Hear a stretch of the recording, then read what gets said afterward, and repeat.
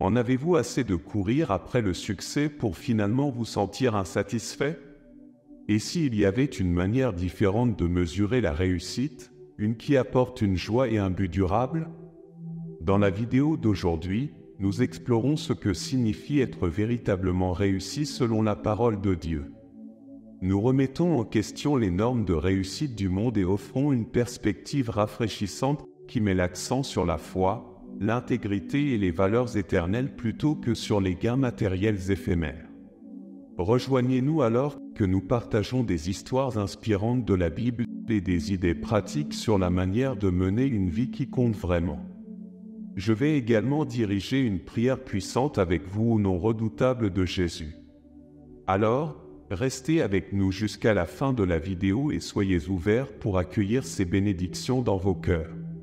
Quand nous pensons à la réussite, le monde nous dit souvent que tout est une question de richesse, de célébrité et de pouvoir. Mais que dit la Bible à propos de la réussite? Jésus offre une perspective différente sur ce que signifie vraiment être réussi. Dans Matthieu 6, versets 19 à 21, il nous enseigne « Ne vous amassez pas des trésors sur la terre, où la teigne et la rouille détruisent, et où les voleurs percent et dérobent, mais amassez-vous des trésors dans le ciel, où la teigne et la rouille ne détruisent point, et où les voleurs ne percent ni ne dérobent. Car là où est ton trésor, là aussi sera ton cœur. » Cela nous montre que nos priorités devraient être axées sur les valeurs éternelles plutôt que sur les gains temporaires et terrestres. Dans Luc 12, verset 15, Jésus nous met en garde contre toute forme de cupidité, car la vie ne consiste pas en une abondance de possessions. Cette leçon nous pousse à réévaluer nos objectifs et nos désirs. Courons-nous après la richesse matérielle et le statut social, ou cherchons-nous une relation plus profonde et plus significative avec Dieu et les autres? Jésus nous invite à trouver l'accomplissement non pas dans ce que nous avons, mais dans ce que nous sommes en lui. L'apôtre Paul nous donne également un aperçu de la véritable contentement. Dans Philippiens 4, versets 11 à 13, Paul parle d'apprendre à être content dans toutes les situations, qu'il soit dans l'abondance ou dans le besoin. Il déclare « Je puis tout par celui qui me fortifie ». La perspective de Paul est puissante, car elle nous montre que le contentement ne vient pas des circonstances extérieures mais d'une confiance profonde et durable en Christ.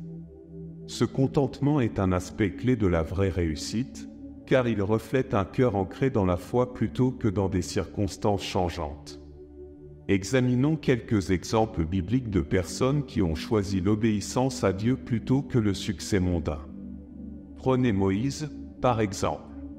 Moïse a grandi dans le palais du Pharaon avec toute la richesse et le privilège que l'on pouvait imaginer. Pourtant, il a choisi de s'identifier à son peuple, les Israélites, et a suivi l'appel de Dieu pour les conduire hors de l'esclavage. Sa vie a été marquée par le sacrifice et l'humilité, mais son obéissance a apporté un but et un accomplissement plus grand que n'importe quel titre royal aurait pu offrir. De même, considérez David. En tant que jeune berger, David a été oint pour être roi, mais il a passé des années dans le désert, fuyant Saul, avant d'accéder au trône. Pendant ces années, David a appris à compter sur la provision et le timing de Dieu. Son succès n'était pas dans la prise de pouvoir mais dans sa foi inébranlable et sa confiance dans le plan de Dieu. Ces histoires nous montrent que la vraie réussite implique souvent un chemin d'humilité et d'obéissance plutôt qu'une gratification immédiate. L'exemple ultime, bien sûr, est Jésus-Christ. Dans Philippiens 2, versets 5 à 11, nous lisons comment Jésus, bien qu'il fût de condition divine, n'a pas estimé comme une proie à arracher d'être égal à Dieu. Mais il s'est dépouillé lui-même, en prenant une forme de serviteur, en devenant semblable aux hommes, et ayant paru comme un simple homme, il s'est humilié lui-même, se rendant obéissant jusqu'à la mort, même jusqu'à la mort de la croix. La vie et le sacrifice de Jésus redéfinissent la réussite pour nous. Son acte ultime d'humilité et d'amour nous montre que la vraie grandeur se trouve dans le service aux autres et l'accomplissement du dessein de Dieu. Après avoir vu ces beaux exemples, il est important de reconnaître les pièges du succès mondain. La célébrité, la richesse et le pouvoir peuvent sembler attrayants, mais ils sont éphémères et nous laissent souvent avec un désir de plus. Dans la poursuite de ces objectifs, les gens peuvent sacrifier tellement. Les relations peuvent en souffrir alors que du temps et de l'énergie sont investis dans les carrières. L'intégrité peut être compromise lorsque la pression pour réussir conduit à des décisions non éthiques. Le but peut être perdu lorsque l'accent se déplace des contributions significatives au gain personnel. Les sacrifices nécessaires pour atteindre le succès mondain peuvent être immenses. Combien de fois avons-nous entendu des histoires de familles brisées et d'amitiés négligées, tout cela parce que la quête du succès a pris le dessus? L'intégrité, elle aussi, est souvent mise en jeu. Dans le monde compétitif des affaires et du divertissement, la tentation de prendre des raccourcis ou de s'engager dans des pratiques malhonnêtes peut être écrasante. Même lorsque le succès matériel est atteint, il apporte souvent un vide surprenant. Atteindre la richesse, la célébrité ou le pouvoir ne mène pas nécessairement à une satisfaction durable. Maintenant, je ne dis pas que le succès matériel est intrinsèquement mauvais. Avoir des ressources permet souvent de s'entraider plus facilement. Cependant, nous devons nous rappeler que la prospérité matérielle seule ne suffit pas à combler les besoins plus profonds de nos âmes. Beaucoup de personnes qui ont atteint le sommet du succès ressentent encore un profond sentiment d'insatisfaction. Elles ont tous les attributs du succès mais manquent d'un véritable accomplissement et de paix intérieure. L'histoire du roi Salomon est un puissant exemple de cette vérité. Salomon était connu pour son incroyable sagesse et sa richesse.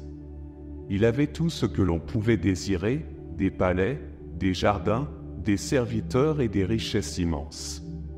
Dans le livre de l'Ecclésiaste, Salomon réfléchit sur sa vie et la recherche de possessions matérielles et de plaisir. Malgré avoir réalisé tant de choses, il trouva tout cela finalement sans signification. Il parle du vide qui accompagne une vie axée uniquement sur le succès mondain. Son histoire sert d'exemple des limites de la richesse matérielle et de l'importance d'une connexion spirituelle plus profonde. Vous souvenez-vous de son histoire? La vie de Salomon commença avec une promesse. En tant que fils de David, il fut choisi pour construire le temple du Seigneur. Dieu accorda à Salomon une sagesse extraordinaire, le rendant célèbre dans le monde entier. Avec cette sagesse vint une grande richesse et influence. Salomon entreprit de grands projets, dont la construction de villes, de palais et du magnifique temple de Jérusalem. Il amassa une richesse au-delà de l'imagination, importa de l'or, de l'argent et des biens exotiques de contrées lointaines. Sa renommée se répandit loin et large, attirant des dignitaires et des visiteurs de tous les coins de la terre. Malgré son succès, le cœur de Salomon devint agité. Dans l'Ecclésiaste, il écrit sur sa quête de sens à travers l'accumulation de possessions et la recherche de plaisir. Il se livra à tous les luxes concevables, mais ne trouva aucune satisfaction durable. Salomon réfléchit à la vanité de ses poursuites, réalisant que sans une connexion spirituelle plus profonde, tout est finalement sans signification. Il conclut que craindre Dieu et garder ses commandements sont les vraies voies vers l'accomplissement. Mes amis, redéfinissons le succès en regardant à travers le prisme de la fidélité. L'Écriture nous appelle à être des intendants fidèles des dons et des ressources de Dieu. Cela signifie reconnaître que tout ce que nous avons est une bénédiction de Dieu et que nous sommes chargés de ces dons pour le servir, lui et les autres. Il s'agit d'utiliser notre temps, nos talents et nos trésors sagement et pour sa gloire. Vivre avec un but et une intention est essentiel. Cela implique d'aligner nos actions et nos décisions avec la parole de Dieu, cherchant à l'honorer en tout ce que nous faisons. Le but n'est pas seulement d'atteindre des objectifs personnels, il s'agit de réaliser l'appel que Dieu a placé sur nos vies. Quand nous vivons de manière intentionnelle, nous sommes plus susceptibles de rester concentrés sur ce qui compte vraiment, plutôt que d'être influencée par les tendances temporaires du monde. Le succès, dans un sens biblique, consiste à obéir à la volonté de Dieu. Il n'est pas mesuré par l'accumulation de richesses ou de statuts, mais par notre fidélité à suivre les commandements de Dieu. Dans tous les domaines de la vie, que ce soit dans notre travail, nos relations ou notre croissance personnelle, notre but devrait être de glorifier Dieu. Considérez l'exemple de Mère Teresa, qui a vécu une vie de remarquable fidélité et de but. Née en 1910 en Macédoine, elle a ressenti un appel à servir les pauvres dès son plus jeune âge. Elle a rejoint les Sœurs de Loreto et s'est installée en Inde, où elle a enseigné dans une école à Calcutta. Malgré la sécurité de sa position, elle ressentait un profond fardeau pour les personnes démunies vivant dans les bidonvilles. En 1948, elle a quitté le couvent pour vivre parmi les plus pauvres parmi les pauvres. Mère Teresa a fondé les Missionnaires de la Charité, une congrégation religieuse dédiée à aider les malades, les affamés et les mourants. Elle et ses sœurs ont prodigué des soins et du réconfort à ceux qui étaient souvent négligés par la société. Pouvez-vous voir comment son travail n'était pas motivé par le désir de reconnaissance ou de récompense matérielle? Au lieu de cela, elle était motivée par son amour profond pour Dieu et son engagement à vivre le commandement de Jésus d'aimer son prochain. À travers son dévouement inébranlable, elle est devenue un puissant exemple de ce que signifie vivre une vie fidèle et orientée vers un but. Son histoire nous enseigne que le vrai succès ne se trouve pas dans les éloges personnels mais dans une vie de service et d'obéissance à Dieu. L'impact de Mère Teresa a dépassé l'aide immédiate qu'elle a apportée. Elle a inspiré d'innombrables autres à vivre avec compassion et humilité. Quand nous parlons de succès, il est vital de se rappeler que les plus grands commandements donnés par Jésus sont d'aimer Dieu et d'aimer les autres. Dans Matthieu 22, versets 37 à 39, Jésus nous dit que ces deux commandements sont la base d'une vie épanouissante. Prioriser ces relations est essentiel pour vivre un vrai succès. Aimer Dieu de tout notre cœur, de toute notre âme et de toute notre pensée signifie consacrer nos vies à son service et suivre ses enseignements. Aimer les autres comme nous-mêmes signifie faire preuve de gentillesse, de compassion et d'empathie dans nos interactions. Investir dans notre famille, notre communauté et nos liens significatifs est une étape très importante. Quand nous consacrons notre temps et notre énergie à ces relations, nous créons un réseau de soutien qui nous aide à traverser les défis de la vie. Les liens familiaux solides, les amitiés et les liens communautaires nous donnent un sentiment d'appartenance et de but. Ils nous apportent un soutien émotionnel, des encouragements et de la responsabilité. Saviez-vous que la recherche montre que les personnes ayant de forts liens sociaux sont plus heureuses, en meilleure santé et vivent même plus longtemps? C'est un bon moment pour nous demander si nous consacrons assez de temps à ce qui compte le plus dans nos vies. Laisser un héritage ne se résume pas seulement à des réalisations ou à des éloges. Il s'agit des vies que nous touchons et des relations que nous cultivons. Quand nous investissons dans les autres, nous laissons un impact durable qui va au-delà de notre temps sur Terre. Notre héritage se reflète dans l'amour, la sagesse et les valeurs que nous transmettons aux générations futures. Il s'agit d'être rappelés pour notre gentillesse, notre générosité et notre fidélité. La Bible nous donne de nombreux exemples d'individus qui ont priorisé les relations plutôt que l'ambition personnelle ou le gain. Prenons Abraham, qui a montré une grande hospitalité à des étrangers dans Genèse 18, versets 1 à 8. Il les a accueillis à bras ouverts, leur offrant nourriture et abri. Cet acte de gentillesse a résulté en la promesse d'un fils, Isaac, démontrant comment valoriser les relations peut conduire à des bénédictions au-delà de notre imagination. Un autre exemple est celui de Ruth, qui est restée fidèle à sa belle-mère, Naomi. Dans Ruth 1, versets 16 à 17, l'engagement de Ruth à rester avec Naomi, malgré l'incertitude de leur avenir, démontre l'importance de l'amour constant et de la loyauté. Le dévouement de Ruth a conduit à devenir l'arrière-grand-mère du roi David, montrant comment prioriser les relations peut même changer le cours de l'histoire. L'amitié de David et Jonathan est une autre illustration puissante. Malgré le potentiel de rivalité, Jonathan, le fils du roi Saül, a choisi de soutenir David, sachant qu'il était le roi choisi de Dieu. Dans 1 Samuel 18, versets 1 à 4, nous voyons la profondeur de leur amitié alors que Jonathan conclut une alliance avec David. Leur lien était marqué par le respect mutuel, la loyauté et le désintéressement. Une autre excellente façon de comprendre le vrai succès est de penser au caractère et à l'intégrité. Développer des traits de caractère divin comme l'humilité, l'intégrité et la persévérance est essentiel pour une vie qui honore le Seigneur. Ces traits façonnent qui nous sommes et comment nous interagissons avec le monde qui nous entoure. Vivre avec intégrité a un impact profond à long terme. Quand nous faisons ce qui est juste, même quand personne ne regarde, nous construisons une base de confiance et de respect. Les gens remarquent quand nous vivons de manière cohérente avec nos convictions, et cela influence leur perception de nous. Plus important encore, Dieu voit nos cœurs et nos actions. Notre engagement envers l'intégrité l'honorer et donne l'exemple aux autres. Combien de fois considérons-nous l'impact de nos actions quand nous pensons que personne ne regarde ? Être digne de confiance et honnête est inestimable. Ces qualités favorisent des relations profondes et significatives et créent une réputation de fiabilité. Quand les gens savent qu'ils peuvent compter sur nous pour être sincères et droits, cela renforce notre témoignage en tant que disciples du Christ. Vivre selon nos convictions, professeurs, signifie plus que des mots, c'est laisser notre foi guider chaque aspect de nos vies.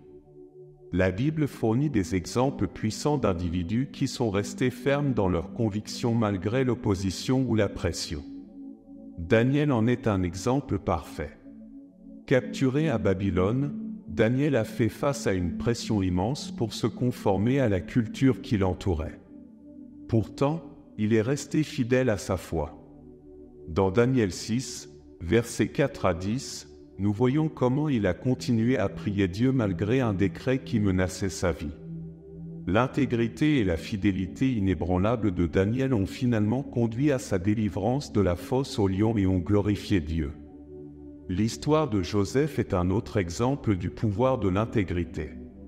Vendu comme esclave par ses frères, Joseph est monté à un poste de grande autorité en Égypte. Malgré les fausses accusations et l'emprisonnement, il est resté fidèle à Dieu. Dans Genèse 39, versets 7 à 12, Joseph refuse les avances de la femme de Potiphar, choisissant de préserver son intégrité plutôt que de succomber à la tentation.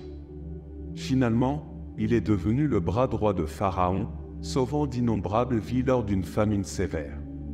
Shadrach, Meshach et Abed-Négo ont également démontré un courage et une intégrité remarquables.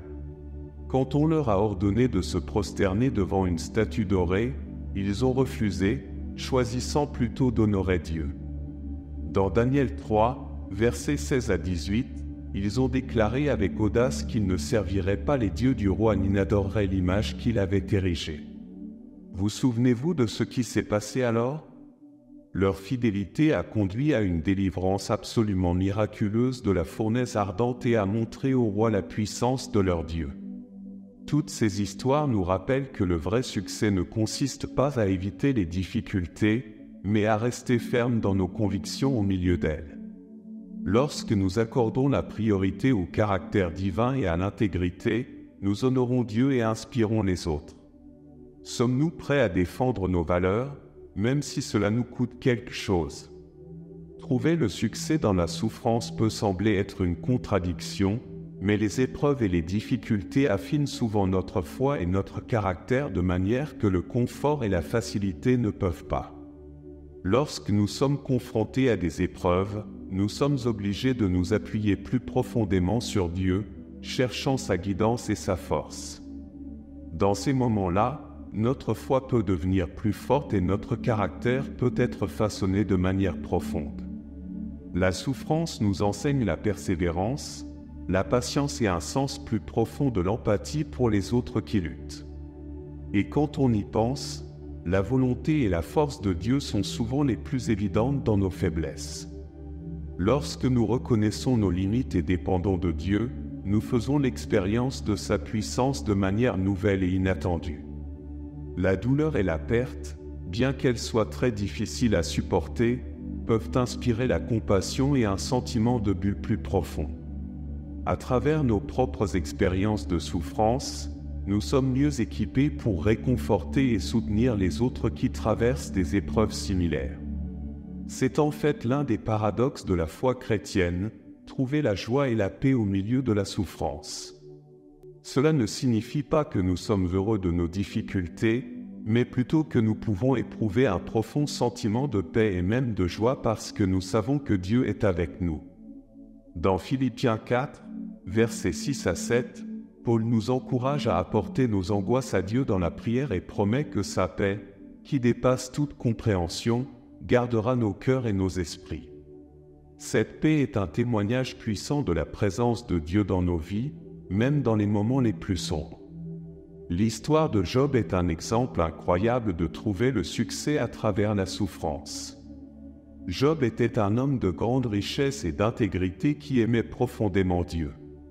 Pourtant, dans une série soudaine d'événements dévastateurs, il a perdu ses enfants, sa richesse et sa santé. Malgré son intense chagrin et sa souffrance, Job est resté fidèle à Dieu. Il a lutté avec des questions profondes et des doutes, mais il ne s'est jamais détourné de sa foi. Dans Job 1, versets 20 à 22, nous voyons sa réponse à sa perte immense. Il est tombé par terre en adoration, reconnaissant la souveraineté de Dieu même dans sa souffrance. Tout au long du livre de Job, nous voyons un homme lutter avec sa douleur et essayer de comprendre pourquoi il souffre. Ses amis offrent diverses explications, mais aucune ne lui apporte le réconfort ou les réponses qu'il cherche. Finalement, Dieu parle à Job d'un tourbillon, lui rappelant sa puissance divine et sa sagesse. Job reconnaît humblement sa compréhension limitée et se repent d'avoir remis en question les desseins de Dieu. En fin de compte, Dieu restaure la fortune de Job, lui donnant le double de ce qu'il avait auparavant, et le bénit d'une vie longue et fructueuse. Cette histoire nous enseigne que même si nous ne comprenons pas toujours les raisons de notre souffrance, nous pouvons avoir confiance dans le plan plus grand de Dieu et dans son amour inébranlable pour nous. Elle nous rappelle que notre réponse à la souffrance est cruciale. Allons-nous nous éloigner de Dieu dans la colère, ou allons-nous nous rapprocher de lui, cherchant son réconfort et sa guidance? Un autre aspect fondamental à considérer est la nature temporaire des accomplissements et possessions terrestres. Tout ce que nous accumulons dans cette vie, richesse, statut, bien matériel, finira par s'estomper. La Bible promet une récompense éternelle pour ceux qui sont fidèles. Dans Apocalypse 22, verset 12, Jésus dit « Voici, je viens bientôt, et ma rétribution est avec moi, pour rendre à chacun selon ce qu'est son œuvre. » Cette assurance nous encourage à vivre avec une perspective éternelle, sachant que nos actions dans cette vie ont une signification durable.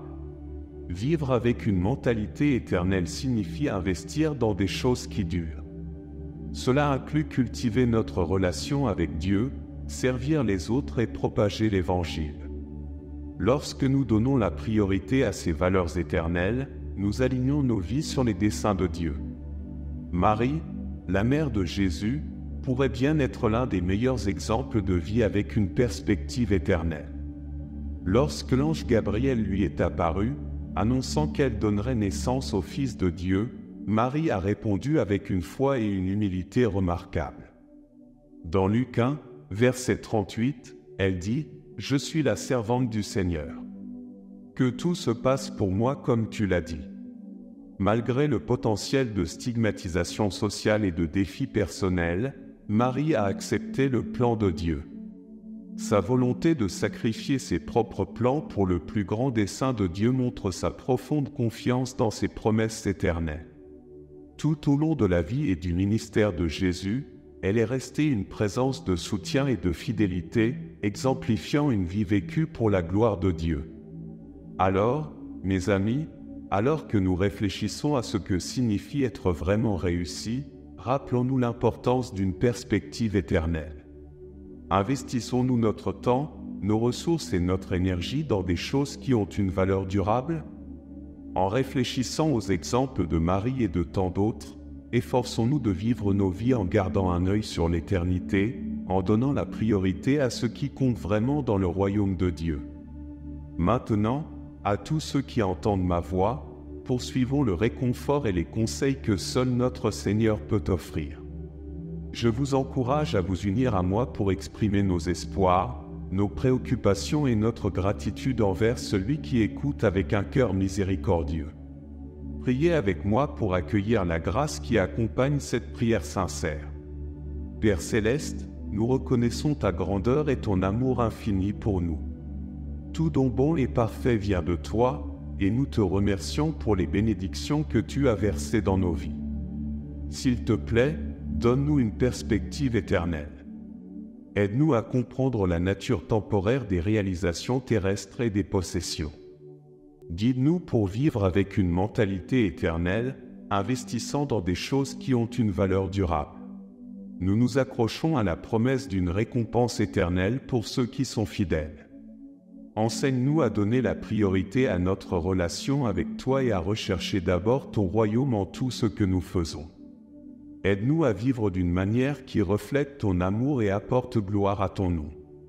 Seigneur, nous demandons ton pardon pour avoir placé ces désirs au-dessus de notre relation avec toi. Aide-nous à recentrer nos cœurs et nos esprits sur ce qui compte vraiment.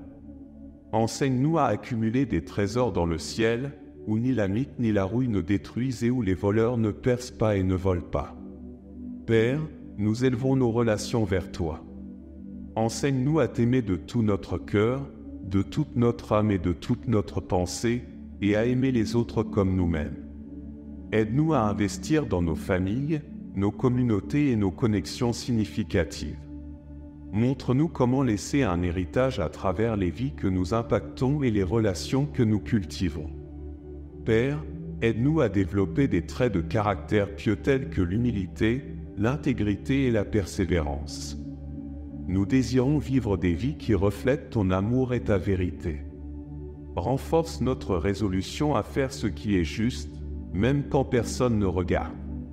Accorde-nous le courage de rester ferme dans nos convictions, malgré les pressions et les tentations auxquelles nous sommes confrontés. Puissions-nous être dignes de confiance et honnêtes dans toutes nos affaires, vivant la foi que nous professons. Seigneur, nous reconnaissons que la souffrance fait partie de notre voyage. Nous savons qu'à travers les épreuves et les difficultés, notre foi et notre caractère sont affinés. Aide-nous à trouver le succès dans la souffrance en nous appuyant sur ta force et en ayant confiance en ton dessein. Montre-nous comment notre douleur et notre perte peuvent inspirer la compassion et un but plus profond dans nos vies. Nous regardons les exemples de Marie, la mère de Jésus, et de l'apôtre Paul. Que leurs histoires nous inspirent à faire des sacrifices pour le bien de l'Évangile et à rester fermes dans notre foi.